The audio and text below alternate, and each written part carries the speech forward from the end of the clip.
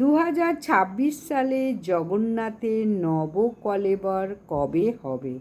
2026 সালে পুরী জগন্নাথ মন্দিরে নবকলেবর অনুষ্ঠান নাভাবে হবে, কারণ এটি নির্দিষ্ট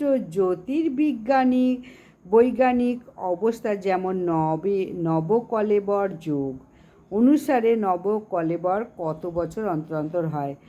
8, 12 বা 19 বছর অন্তর ঘটে এবং শেষ হয়েছিল 15 সালে এই নবকলেবর।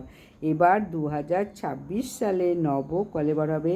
এই অনুষ্ঠানে জগন্নাথ, বলরাম, সুভদ্রা, সুদর্শনের নিম কাঠের পুরনো দেহ ত্যাগ করে নতুন দেহ গ্রহণ করেন, যা চৈত্র শুক্ল দশমী থেকে শুরু হয়। 2026-এর পুরুষোত্তম মাস অধিক জ্যৈষ্ঠ 17ই মে 15ই জুন থাকলেও নবকলেবরের জন্য প্রয়োজনীয় নক্ষত্র তিথি মেলেনি।